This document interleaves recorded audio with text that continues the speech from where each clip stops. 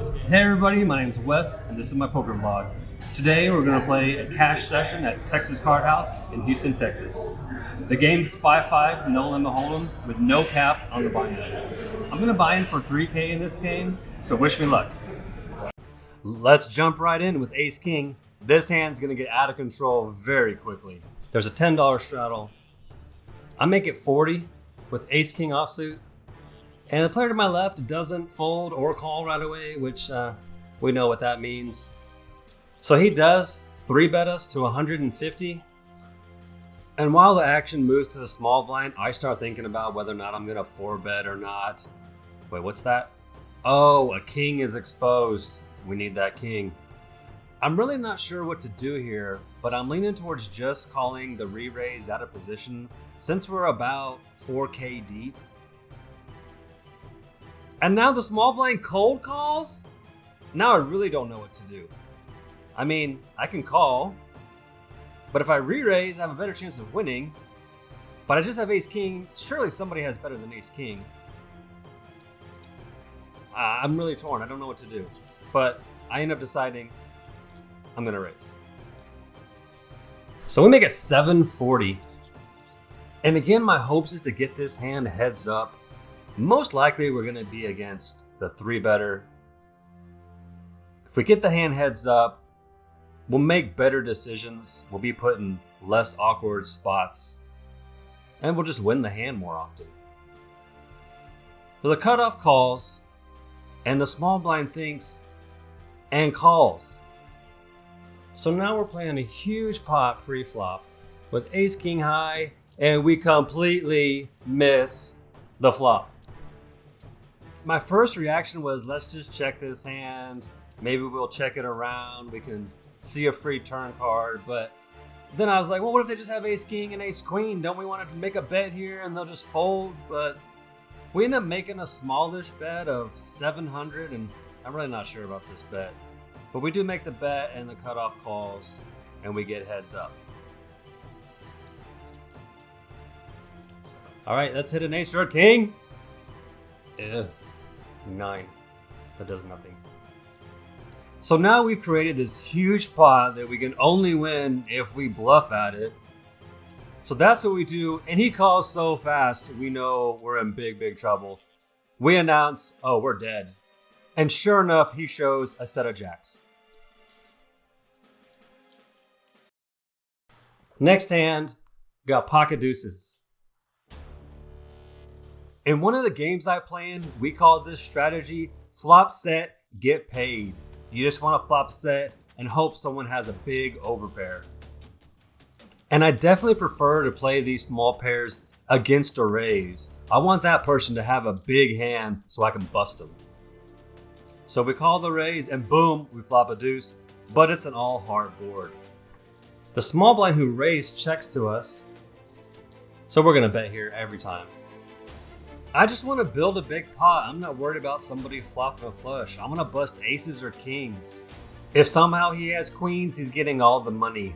So we get heads up against the button, who wasn't the pre-flop raiser. And the turn is a 5. This card changes nothing, and we're up against the guy who called on the button. So we shouldn't be worried about set over set that often. He mostly just has a queen or a heart. And we bet 150. We're building a pot. And if the board pairs on the river, we can make a huge bet and get paid. Pair the board, pair the board, pair the board. Nope. So now we got to decide, do we value bet? Do we check? If we bet here, we may only get action from a flopped flush. But I think sometimes the queen calls us too. I go ahead and value bet $200 targeting a queen. If he raises here, it's going to be pretty easy to fold. I won't think that my set is good anymore, but I really just expect him to call and show king queen or something. And now he raises? Oh, but he only made it 400. Oh yeah, I'm definitely going to call that. So we call, and he shows the complete bluff. Man, I wonder if he would have bet a lot more if I checked to him. We might have missed some value on this one by betting, but anyway, we won the hand. Flop sets get paid.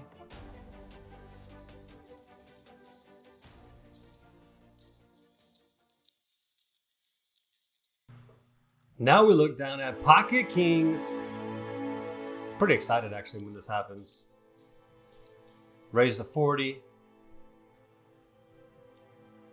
And one of the best things possible, we got an on the button call, and the small blind re-raises us to 175. Oh, please have queens. Please have queens. We tank. We're going to go with a big sizing here. I noticed the guy had a stack of around 1,300. I wanted to basically commit him. I wanted it to be a sizing that he can't get away from it on the flop. And in these games that we play in, you don't have to 4-bet small. You can make it chunky, and people will call off half their stack pre-flop. Surprisingly, this kind of puts me in an awkward spot. There's so much money out there that even if an ace comes on the flop, I'm not sure I can even fold. No ace. Ah, that's a pretty good flop. He checks, and now I'm gonna put them all in. I just need him to have queens, jacks, maybe tens. I really don't think he can fold even ace king in this spot with so much money in the middle. I put him in for his $700. He just can't fold. Oh my God, he folded. The player did say he had ace king. I'm not sure about putting half your stack in and then folding, but so far he's played ace king better than I have. In this hand, we look down at queen jack suited. Definitely going to come in for a raise here. Love playing these types of hands. There's no straddle in this pot, so we make it 20, and we get heads up with a guy who's not as deep as the other players. Hey, we flop a jack. There's a 10 of clubs out there. Checks to us. We're going to bet. Make it 35. He calls, ooh. Open-ended straight flush draw. He checks. We taint for a while here. And we bet $80.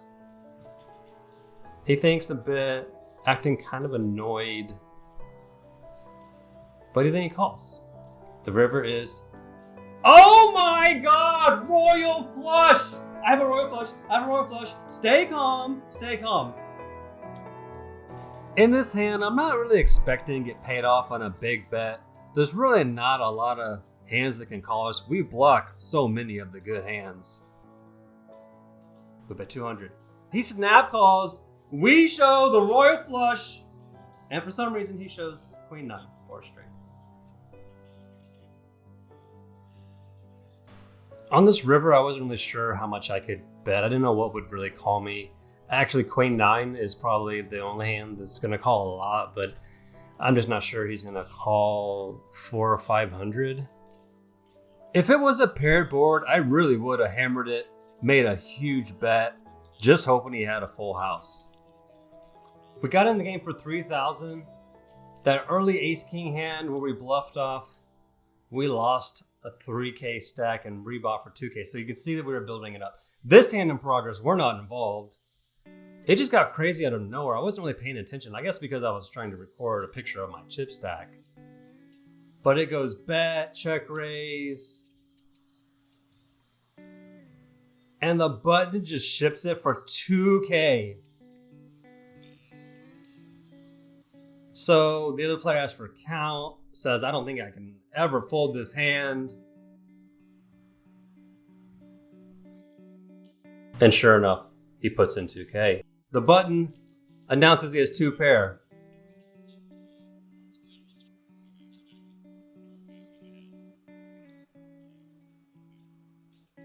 The button shows Jack 9 for top 2 and rivers a 9. That's disgusting. 4 outs. Yeah, you better watch those cards. That was nasty.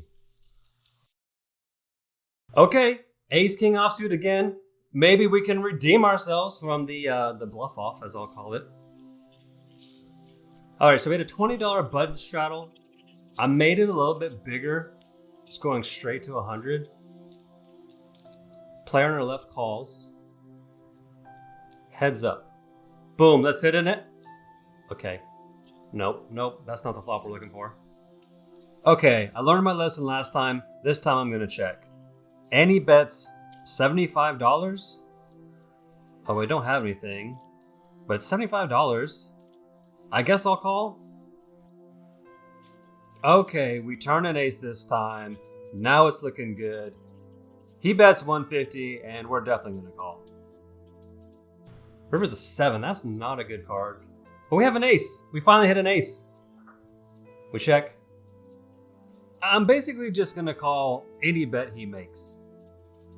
He makes it 425 and yep, I'm gonna call. So I call and he shows ace 8 for a full house. We lose again with ace king. This hand really shows the vulnerability of trying to float on a paired board with all the straight draws.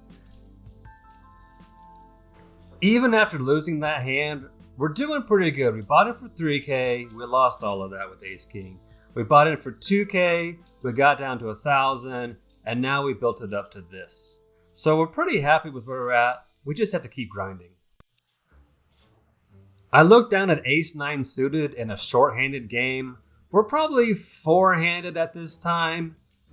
I don't normally play this hand in a full ring game, but I'm going to play it short-handed. The small blind called the $10 straddle and I made it 40. Button calls 40. And the small blind calls 40.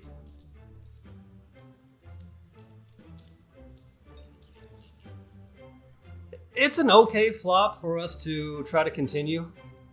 We bet 100. Kind of just hoping everybody folds, but we can turn so many cards that increase our equity. And we end up getting heads up against the button. I'm hoping to see a 7, jack, an ace, or a diamond on the turn. Well, that's one of our cards. I'd probably rather see a 7 of diamonds, but I'm not going to complain. I'm going to keep betting. I bet 225. And I really don't care if he calls or folds at this point. The button calls, and we're going to need to hit a diamond. That's a diamond! We pretty much have the nuts.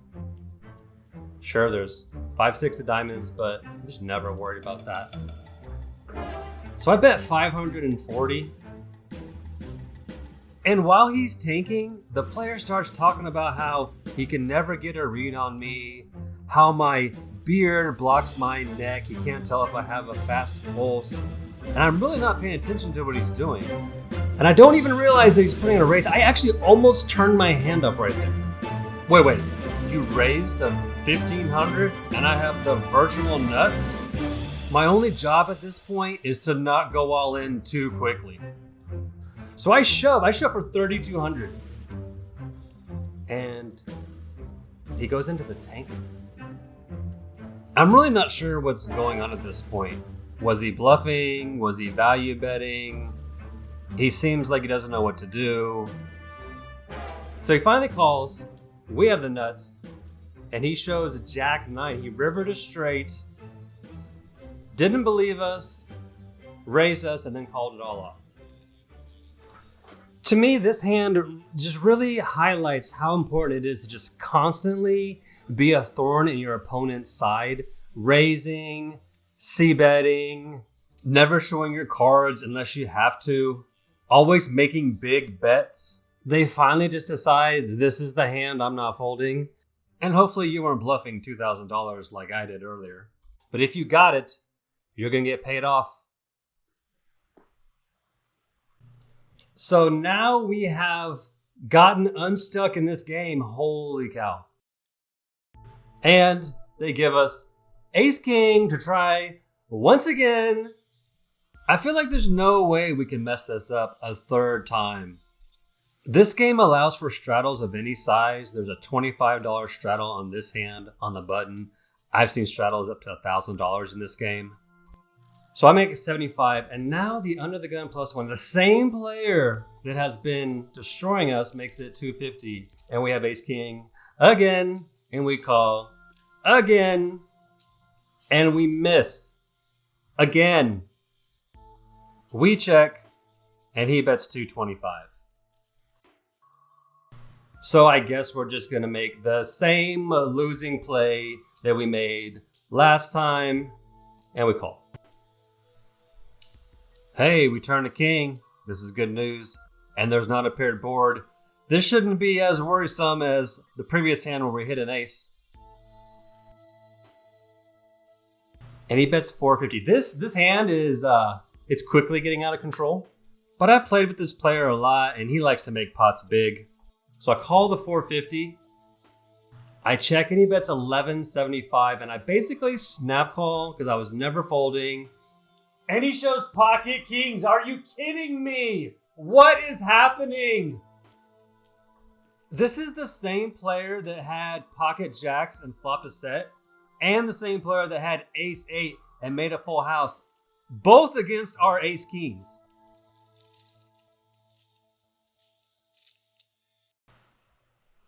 We're now playing three-handed at the end of the night. My range has widened quite a bit. Maybe don't try this at home, but we go to the flop with 9-3 of diamonds and flop a double gutter with a flush draw. The pre-flop raiser makes it 60, and I just want to raise in this spot. There's still another player in the hand. I want to build a pot in case I hit a diamond or my double gutter, but also this serves as a semi-bluff. So the other player folds, and we're back around to the pre-flop raiser. He starts talking about how if he calls this bet, he's going to have to call even a bigger bet, and he just knows I'm not going to shut down. And he folds, showing 2 9s.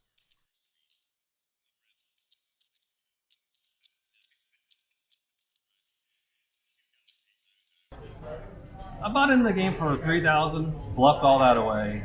Bought in again for 2,000, ran that down to about 1,000 before I finally went on a run to 7,000. But then I lost some of that. Ended up cashing out 3,000 for a $2,000 loss. It could have been a lot worse. I'm okay with the session.